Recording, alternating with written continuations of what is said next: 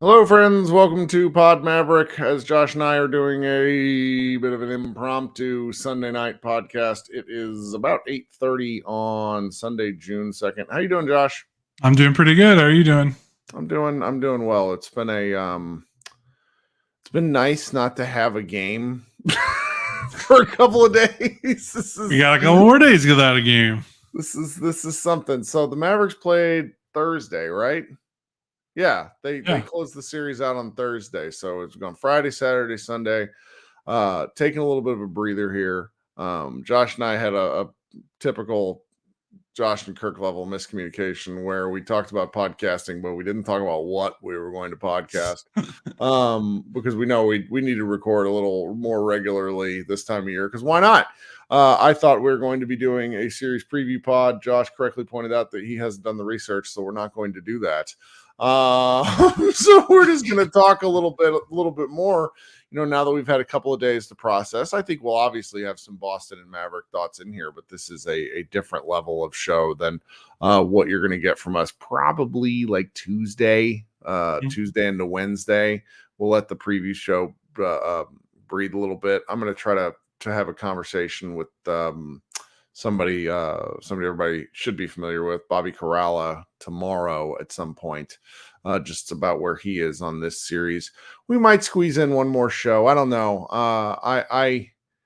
It's funny, you get to the finals and I sort of expected to be talking about this series more to this point, but I really don't want to overwhelm myself. I don't want to get too deep into the information. I'm listening to everybody's thoughts on this. I actually went on a Boston Celtics podcast a little bit earlier tonight and answered some questions and talked a little Mavericks, but more or less, I'm still riding the high from the Western Conference Finals, which maybe doesn't bode well if the Mavericks are doing the same thing. But it's just, we held a 4-hour live show. That was nuts. I cannot believe it. I mean, one, just your endurance to do it, but also how many live shows have you done where 2 or 3 people join and then you're like, all right, no one else. See you later. Big gulps, huh? Yeah. Yes, exactly. So the fact that you had just that many people that wanted to do that that spoke to the moment for sure.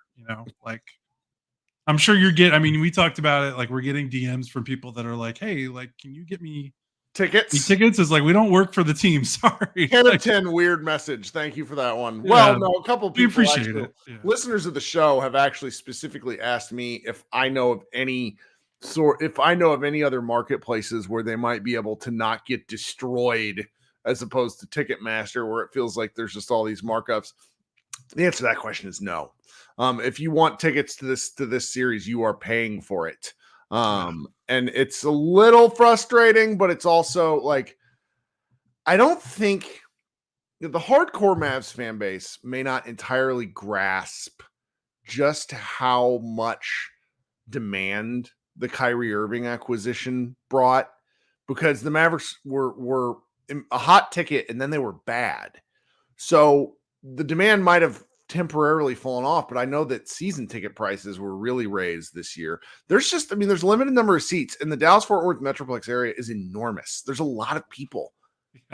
Yeah. It is not even Dallas-Fort Worth. It's not that far of a drive for people in Oklahoma.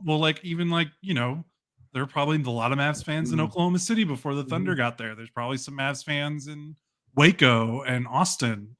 Texas is a huge state. And I know that there's, 2 other Texas teams, so that makes it a little easier. But yeah, it's crazy. And it's not a big arena.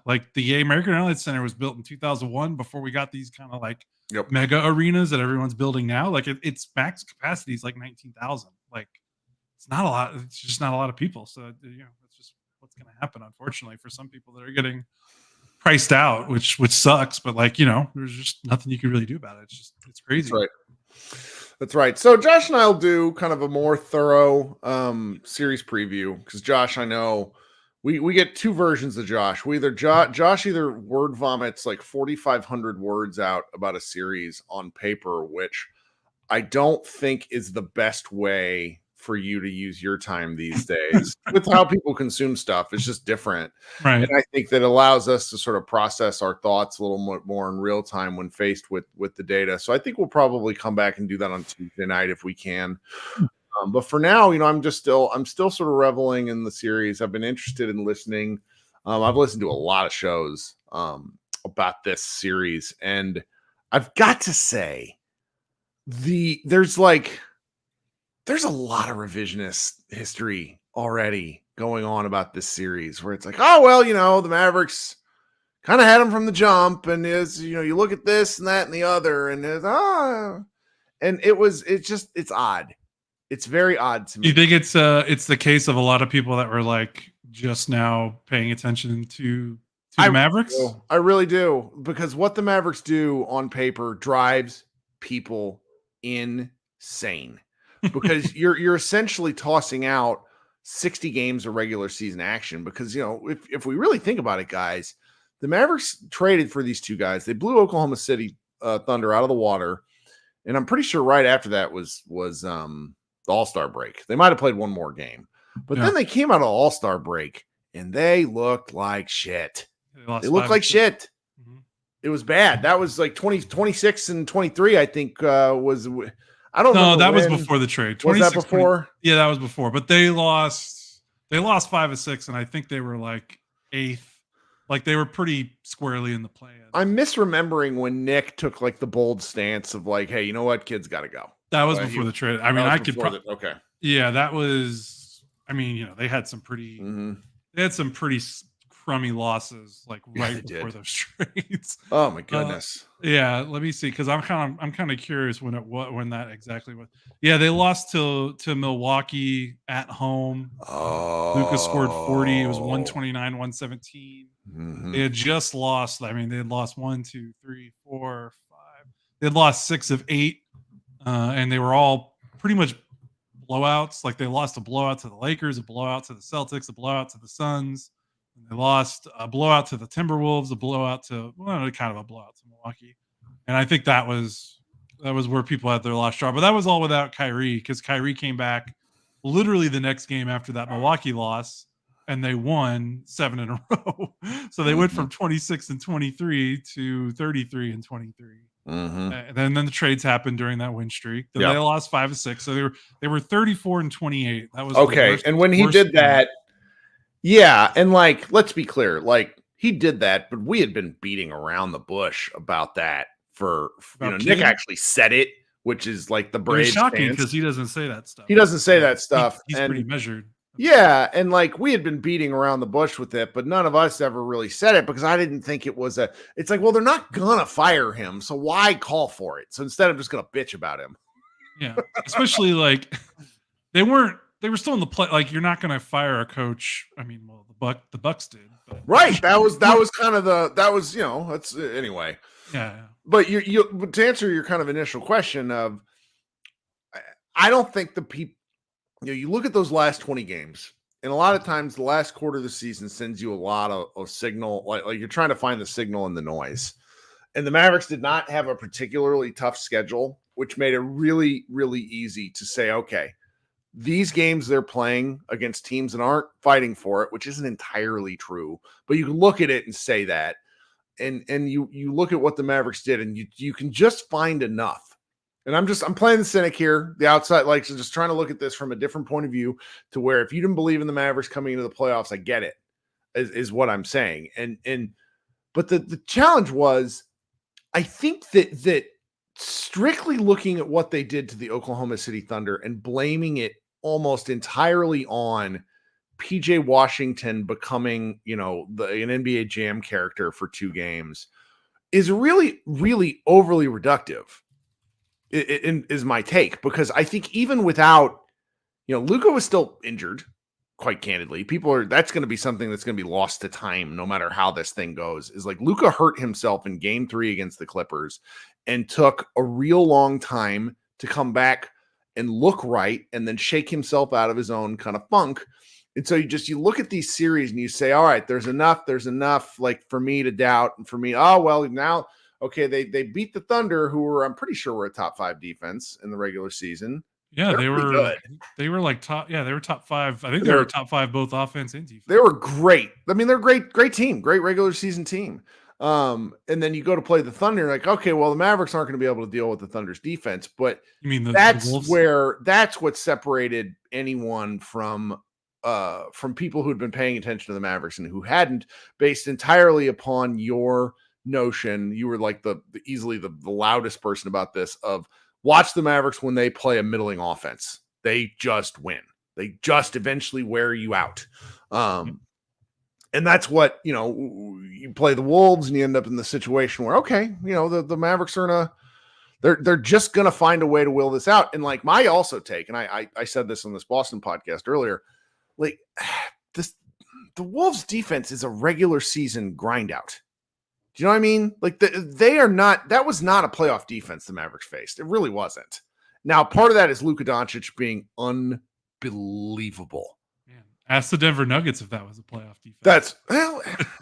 I mean, but part of that comes with two of their big 3 basically shit in the bed. Yeah, I mean, and Jokic can't be a one-man army. But I'm just sort of surprised that we're going, the Mavericks are like, let's be honest. Like, I sort of want somebody to look into this for me. I've been too lazy to do it myself. But when was the last time a team wasn't in the playoffs or play in and then made the NBA Finals? I can't remember off the top of my head. I mean, because the Warriors made the play-in that next year. Yeah. And so it's the year before, and then they made the finals. There you go. Because that was kind of one of those things. And it's just the Mavericks pretty good. Like it.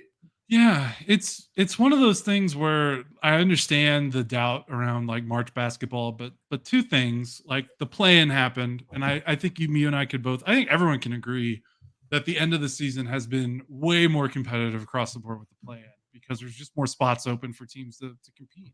Mm-hmm. Like before the play-in, like, yeah, the 9th and 10th and 11th seeds in a conference are probably shutting things down.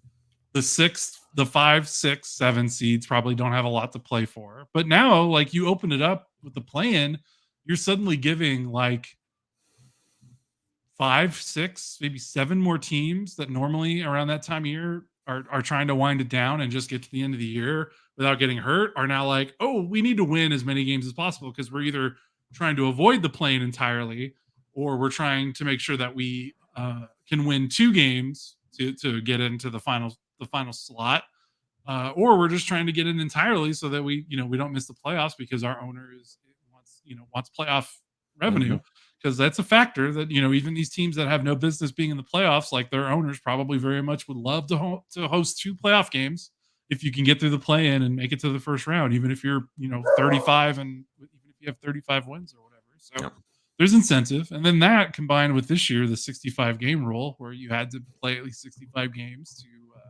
qualify for MVP and All NBA, and All NBA directly affects your money if you're one of those fringe or would be superstars. So there were more people playing. Like you can look at up and down, the top like 20 players in the NBA, like their minutes, like this is the most minutes they've played in like 4 or 5 years. Obviously, the 2 pandemic shortened seasons skew that a little, but you had more guys playing because they needed to play to qualify for awards, to make money. And then you had more teams trying to win because of the play-in. Like, I just don't think you can write off that entire stretch. And like, that was like 30 something game. It was 40%. I did the math. It was 40% of the season. I'm sorry. I don't care what part of it is. You can't write off 40% of an NBA season and just be like, that doesn't mean anything. Like maybe you can try to cool on it. Maybe like, oh, it doesn't mean that much, but to say it doesn't mean anything is just ridiculous. It's almost half the season. Like if half the season doesn't matter, then why are we even doing this? Why do we even talk? Why do we even watch?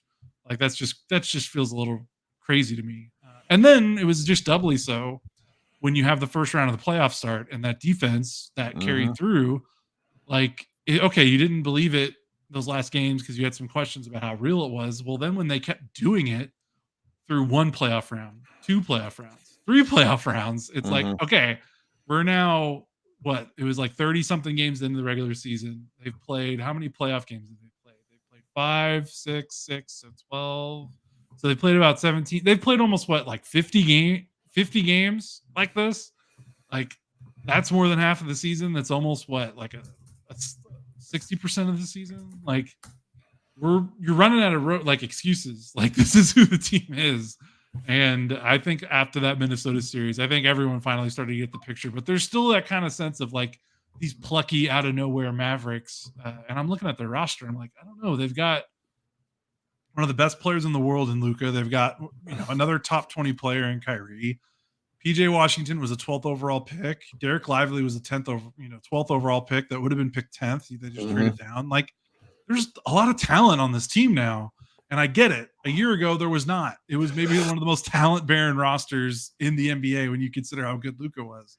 So I think it's just tough. We have to watch every single game. That's part of our job. So, we're a little biased in the fact that, like, yeah, we are watching every game. And so, like, I understand that not all these national people can watch every single game because it's possible. No one can. But at this point, this is not an accident. The Mavericks being in the finals is just not an accident. Well, and then and again, we're going to get into our real series preview later, but the Celtics are I've not looked at the betting lines, but the Celtics on paper are overwhelming favorites. Like, they just are.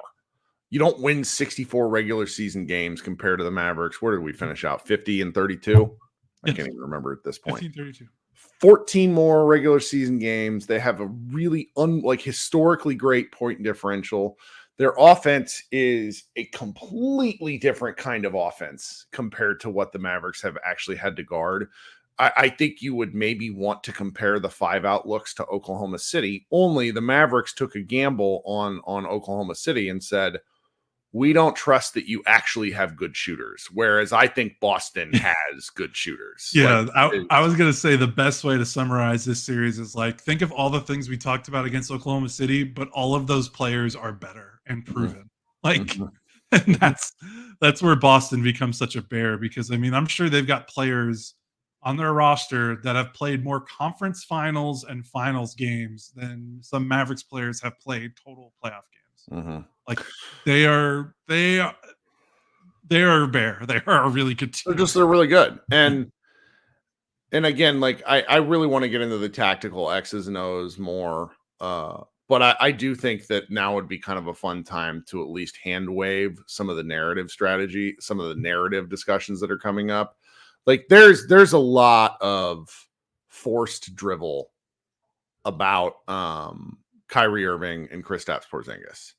I think the Kristaps stuff is going to really start to, like, bother me the longer it goes, because I told a guy today, I was like, I think by the time Kristaps left the Mavericks, we were ready to see him go, but it was sad. It wasn't upsetting. Kristaps wasn't moving right. And the Twitter account Mavs Burner posted a video of a bunch of stuff basically from end of bubble to when he was traded. And there's just this bizarre notion that him and Luka didn't get along, and that was why the Mavericks traded him.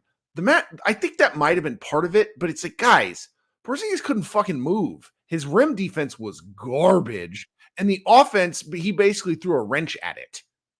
Do you know what I mean? Yeah, and they were petrified that he was going to have another, like, season-ending knee injury. Like, I'm pretty sure they were like, we need to trade him now, because if he gets hurt again, we're never trading him. Because he had been he had how many, like, basically since he had that meniscus injury, it was just like, it didn't look good. Like, there's just so many games where there's so much maintenance, and he missed so many games with, like, just random knee soreness, and they probably were just like, we need to cut our losses in case he gets hurt to a point where he's not going to play. And by the way, the Celtics were able to overcome this because their team was so great, and that's probably when they took a chance. By the way, he hasn't played in the playoffs. Yeah. So imagine Yeah. Lively has more playoff experience than Porzingis at this point. That's a literal fact. Yeah. He has 16 playoff games to Porzingis 14. But if Kristaps got traded to a team that wasn't as good as the Celtics, and this was happening, and their team lost in the playoffs, and he wasn't able to play because of injury, could you imagine what would be flying around, like story-wise, about that team that traded for him? Mm-hmm. It'd be crazy. There'd be so much mud being thrown. And I think that most Mavericks fans who are, let's just say, like, I would say most Mavericks fans are now glad that Porzingis has found some measure of success. But obviously, I think everybody wants to beat the Celtics and Porzingis, but it's actually pretty impressive to see how he rebuilt his career in Washington, like became a post player again. And I'm very annoyed with the notion from people like Bill Simmons and any other national media member who's like, well, Luka and Kyrie just didn't get along. I'm sorry, Luka and Porzingis just didn't get along. They didn't get along in no small part because Porzingis couldn't play. Like that, like it matters. Like every fifth, when you don't know if a guy's going to play every other game, and then every fifth possession you have to spoon feed him some shitty shot, it starts to wear on everybody, even if everyone is being professional. So I think like that element of this, I don't think Porzingis also knew that Luka was going to be this good. I agree. And it took a lot for him to sort of acknowledge that. I think he said as much on when he went on the JJ Redick podcast. And I'm a little fearful of like Luka, like going at him like nobody's business. Like it was funny when it was against Gobert because nobody likes Gobert. Like I like Porzingis. I don't want to see Luka tear him limb from limb.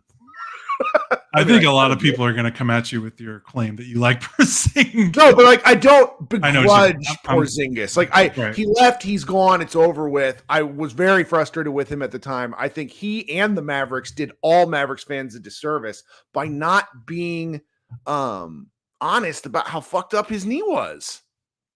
Yeah, for sure. He couldn't move in that 2021 playoff series. And then he moved a little bit better before they traded him. But again, I think before he got traded, he missed like 12 or 20 games with like, and they were probably just like, we can't keep doing this. Like we can't. Mm-hmm. And again, if he got traded to any other team that was trying to make the playoffs besides Boston, and he missed the entire playoffs and they lost, like there'd be a lot of like, see, this is why Dallas need to trade him. But the Celtics are so good, they could just give him three playoff rounds off and be like, okay, now we need you. So, and then you have on the other side of this is Kyrie going back to Boston. And like if I were a Celtics fan, I would still be very frustrated with him because Kyrie was involved in some chicanery there as a younger man. And I've been noodling before, and this was before anti-vax. This was just, he was there. And I think I've been noodling about this because I don't know if I'm smart enough to write this, but one of the things about Kyrie that is just simply true is Kyrie is a person who does not say he's sorry. Ever. He has never apologized for anything that might have bothered anyone ever. But he has also seemed to change how he is. He seems to have become at least in terms of his behavior and his interactions with everyone on the media, he no longer is quite so. Could you imagine 2024 Kyrie Irving stomping on a logo?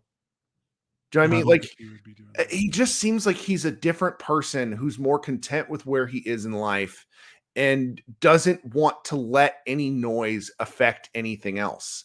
And so, maybe he's just established different priorities. He's also, he was 25 in Boston. He's 31 now. I mean, it's different. I think about what Charks talked to me about Tim Hardaway Jr.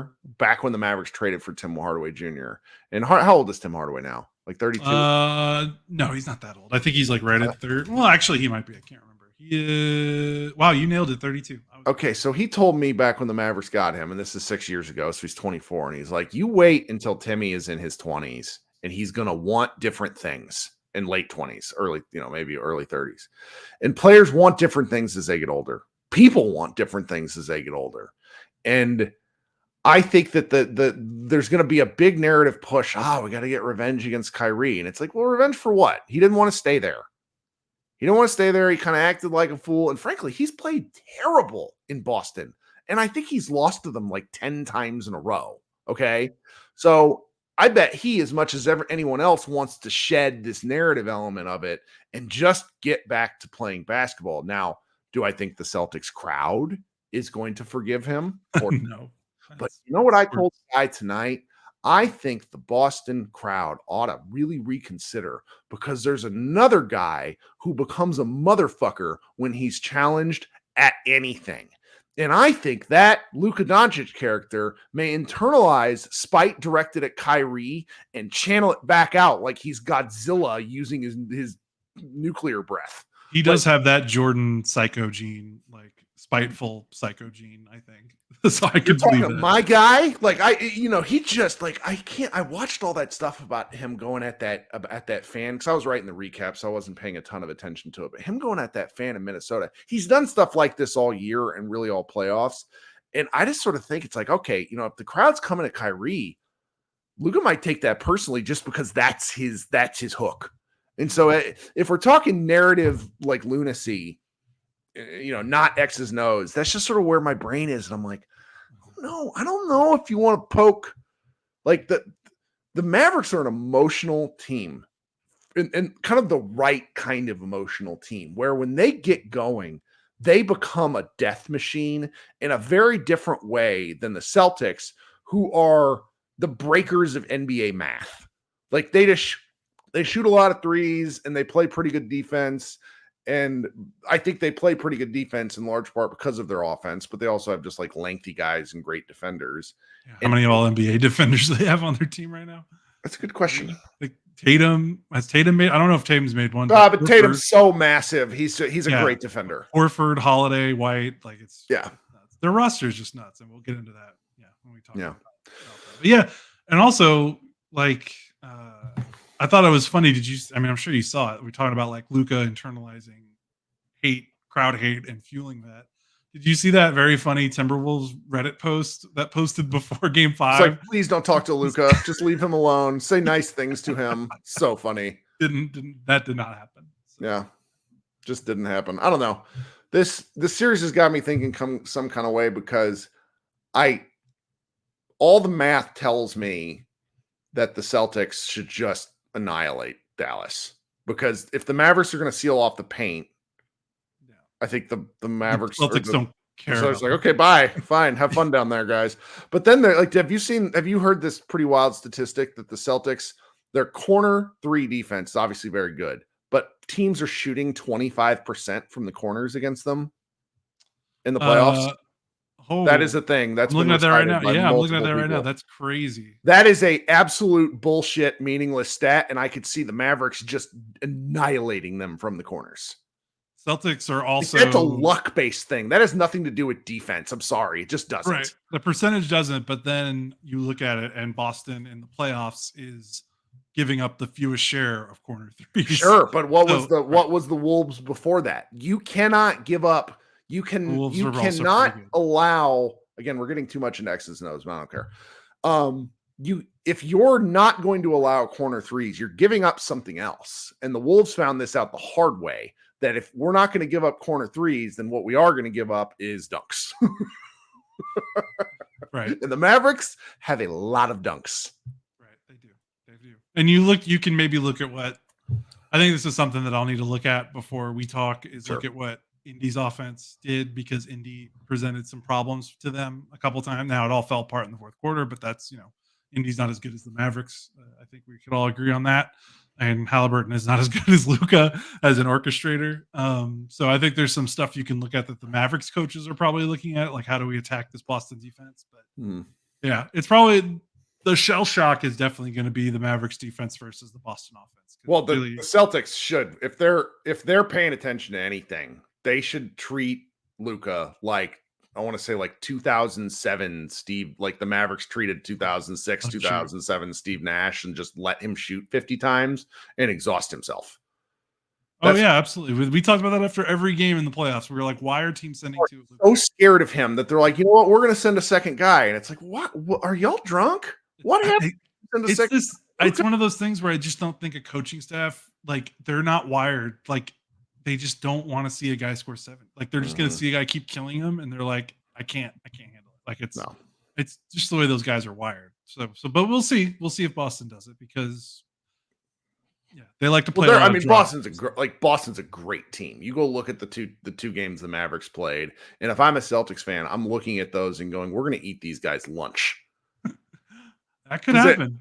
Luka was awful defensively in those games, and they're just going to hunt him and hunt him and hunt him to death. Yeah, it's been really funny because I have taken, I need to probably cool it off, but I have taken the victory lap for my Minnesota prediction. And everyone in response to that has been like, what's your finals prediction? Like, we want to hear your finals prediction. I was like, I don't know if you want to hear my finals prediction. I'm not going to make it now. I'll make it on our next podcast. But yeah, I need to look into it before I finalize it. But my first impression is, it's not great. Like, this is much harder. Oh, yeah. I mean, the thing is it's not just that Boston is like, it's not just that Boston's really good. They're historically like, really good. Like they had one of the best net ratings of all time. Like this is not just your run of the mill. Like I know that sounds like a stupid thing to say. But they've done it without getting like Jason Tatum and Jaylen Brown are, I don't know where you'd rank Jaylen Brown, but Tatum is like a top 10 NBA player, but they don't have the top 3 NBA player, and that's normally the guy that gets close enough to win the title. They just have a great team. It's a great team. Like Tatum hasn't really even shot the ball that well in a while, and they're still mowing people down. What if you get a Tatum hot streak? Like then you're just out. You can't defend it. There's just no outs. Yeah. Like, every team the Mavericks have played, like you think about the Clippers, like there's Terrence Mann, there's Amir Coffey, there's Russell Westbrook, there's those guys. We can slack off those guys. Then against the Thunder, it's Josh Giddey, it's Lou Dort, it's Aaron Wiggins. It's, I guess those were the main guys that they were laying off of. Like with Boston, it's like Derek White, I get like Drew Holiday, like these guys that have been proven as just these quality, like high level starting players for a good team. It's just like their bench maybe, like, but then again, it's the playoffs, so you're not going to see, like, you're going to see their starting 5. Or you're going to see if Porzingis is playing, which I assume he's going to be healthy. I think the indication he's going to be ready to go by game 1. Like their top 6, Brown, Tatum, Porzingis, Holiday, oh my God, White, and then Horford.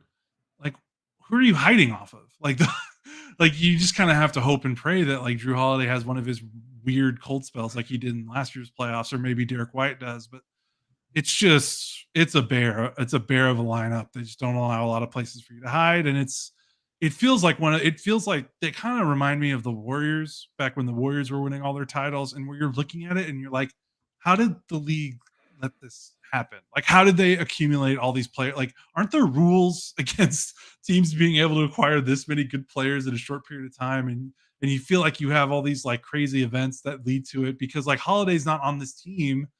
If Damian Lillard doesn't want to get traded, and then, if Damian Lillard gets traded to Miami, like, I don't think Drew Holiday is getting traded to Boston, maybe. I mean, maybe he still does. Like, it's just like the circumstances that led to this, and like Memphis deciding they wanted to trade, Marcus Smart. That's what led to Porzingis. It's just, it kind of feels like Steph Curry getting that extension before he turned into an MVP candidate that allowed them to have the cap space to sign Kevin Durant in addition to the cap spike. And you're just like, this shouldn't happen. Like, it's just a confluence of perfect events. Also, but they're a really good front office. I mean, they've been a really good organization for like 10 years now. So, it's, you want to credit being lucky, but it's like they kind of created their own luck. Well, we should cut loose for a bit and circle back. I don't even think I've told the Mavs and Moneyball staff this. Do you know what I have to do on Thursday morning? What do you have to do on Thursday morning? I have to drive to College Station with our dog because he's getting another checkup.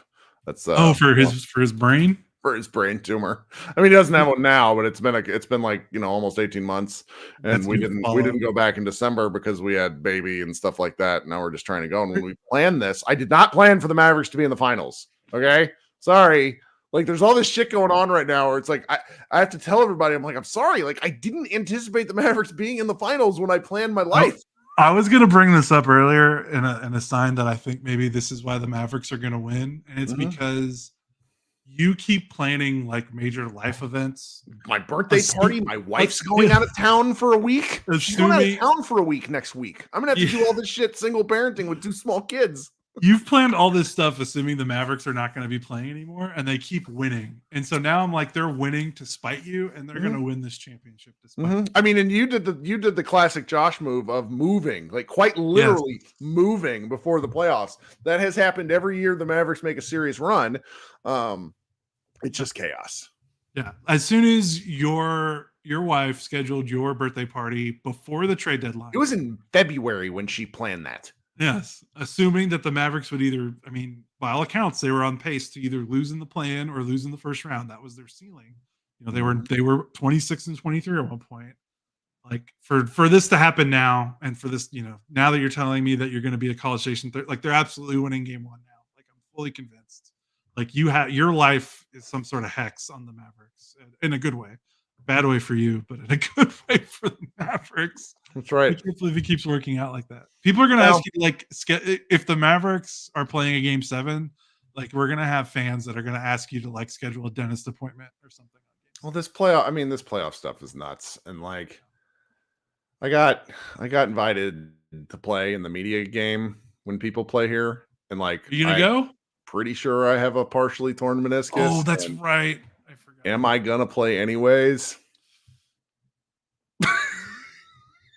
Dude, I didn't even get an invite. I asked. I was like, hey, I'll play. I'm a dummy. I'll play because I still can't play. I mean, I'm in good enough shape. I just don't play anymore because I don't want to hurt myself. But if I was to hurt myself, at least it would be in front of people who yell at me on the internet.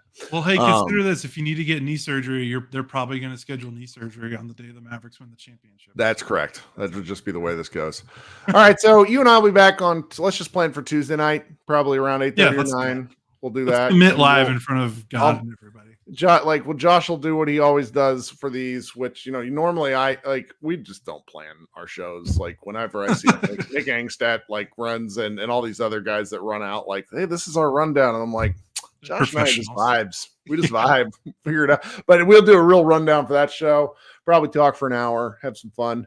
If you missed any of our Mavs party stuff, I really enjoyed that show. We probably had 40 people, 50 people come on over the course of 3 hours. Average post-game show, you have like what, 2 or 3? Yeah, 6, 7, 8. It really does depend. Okay. But I mean, we had a person from Sri Lanka that was in the chat. We had our friend Mr. Green in Perth, Australia, who was drunk at like 1 p.m. because he was just having such a great time.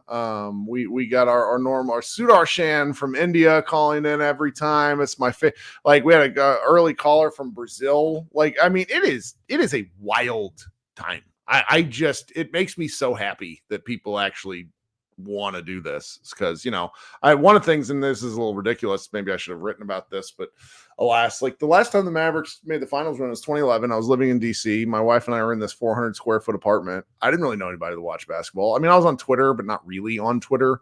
I didn't know anybody. I didn't do anything. Like my Facebook is like where I used to post, like you'd see today's was because it's the 13th anniversary of the Mavericks game 2 comeback. And I have like 9 status updates because I was just like losing my mind. And it was something. It's I didn't have any friends. Now I have a lot of friends that watch basketball. So it's like I'm like looking forward to watching basketball with people because it's fun. So all right. Josh throwing shade at Kirk. What's your average call-in show? 2 or 3 callers. Ouch. I don't expect anybody on the Mavs Moneyball staff to actually watch that show. No, I actually do. Like, I like listening because we do our show, and so I don't need to re-listen to myself. Like, I don't listen to myself, but I like to when I take Maddie in the morning to daycare. I listen usually if it's up. I listen to the after show. And I guess I just caught a couple. You know, hey, don't kill me. I just caught a couple that were funny. You know, sometimes you only had a couple. Usually those are after the losses. And I will admit that I probably listen to the ones because the losses are kind of funnier. Like, the losses are more like cathartic, and we get far fewer. It's just so great. Like even in the Western Conference Finals, Mavericks lose Game 4, and like our average download, guys. Just who cares? Behind the curtain, nobody cares. But it's like you get 2,500 to 4,000 people listening at this point in the year per show for like the recap ones when the Mavericks win. Then they drop off and it goes down to like 1,300 people, which is still incredible. Like we're never going to be like a great big show, but it's always funny to see how many people do and don't listen. And I love it. But anyway, we'll be back Tuesday night. Everybody, thanks so much for hanging out. And did the Stars do something good? I'm seeing stars in the chat. Maybe is that worth? No, they are not doing good. They are not doing good. They're down 2-1 to the Oilers. This could be their closeout game.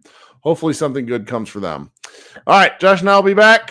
Thanks so much for hanging out. We will talk soon. Go Mavs.